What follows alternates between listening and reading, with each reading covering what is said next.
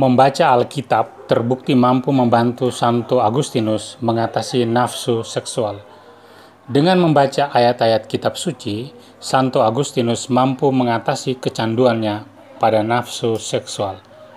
Santo Agustinus bukanlah orang kudus yang sudah sempurna sejak awal.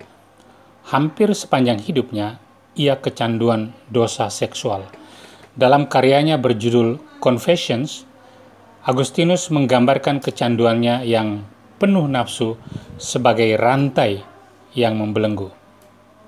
Agustinus mengatakan, "Kehendak dan keinginanku telah menjadi tuan atasku.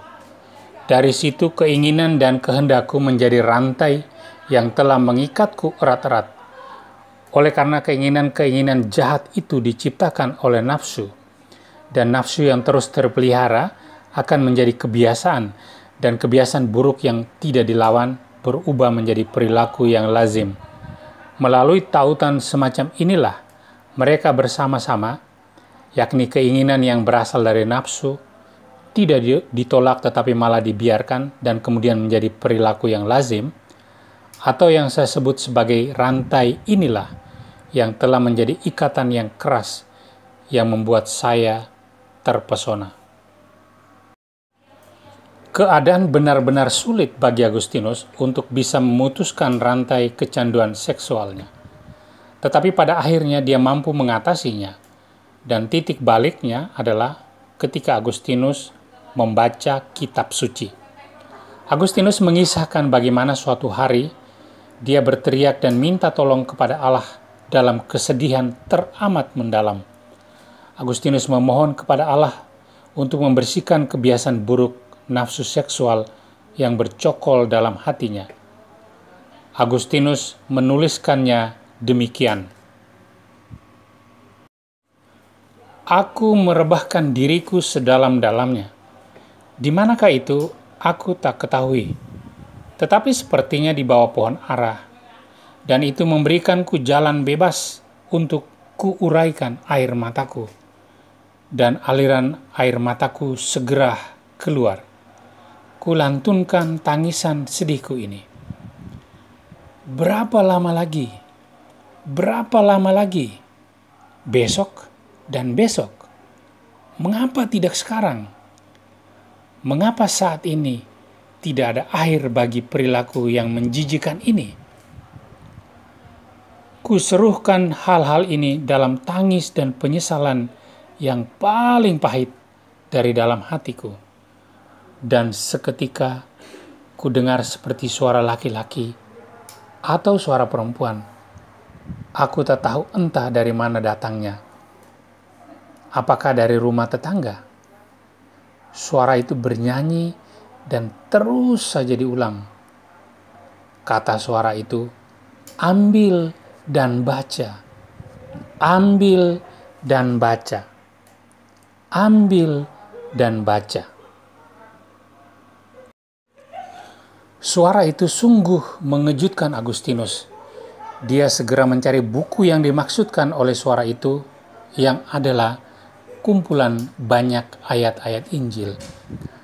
Untuk menahan semburan air mataku, aku segera bangkit, kata Agustinus. Perintah untuk membuka dan membaca buku berisi kumpulan ayat-ayat Injil itu kutafsirkan sebagai perintah dari surga yang ditujukan kepadaku.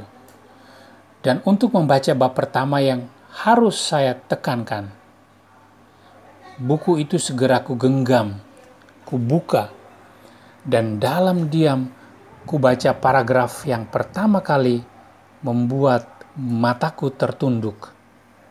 Dan ini yang aku baca. Marilah kita hidup dengan sopan seperti pada siang hari.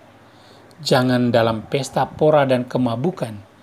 Jangan dalam percabulan dan hawa nafsu. Jangan dalam perselisihan dan iri hati. Tetapi kenakanlah Tuhan Yesus Kristus sebagai perlengkapan senjata terang, dan janganlah merawat tubuhmu untuk memuaskan keinginannya. Dari surat Rasul Paulus kepada jemaat di Roma, bab 13 ayat 13-14. Aku tidak membacanya lebih lanjut. Juga tidak perlu, karena seketika saat kalimat itu berakhir, melalui kilatan cahaya, seolah-olah suatu rasa aman menyelinap dan tertanam dalam hatiku. Semua kesuraman dan keraguan menjadi lenyap.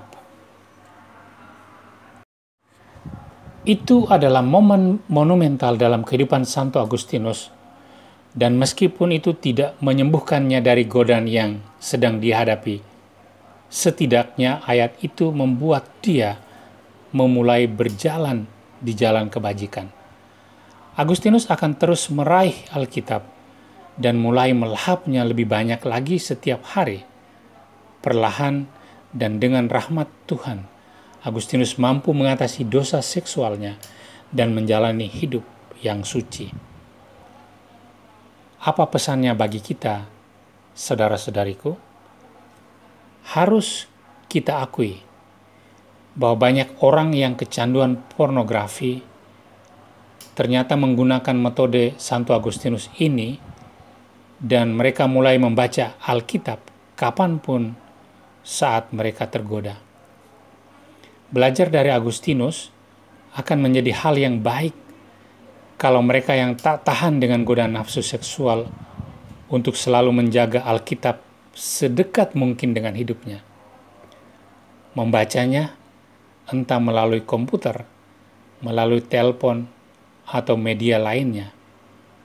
Ayat-ayat Injil yang dibaca akan menjadi pengingat untuk tidak jatuh dan tidak tertanam ke dalam dosa. Kabar baiknya adalah bahwa kebebasan yang kita miliki, yakni kebebasan di dalam Kristus, itu dimungkinkan melalui anugerah dan rahmat dari Tuhan Yesus sendiri. Tuhan Yesus memberkati.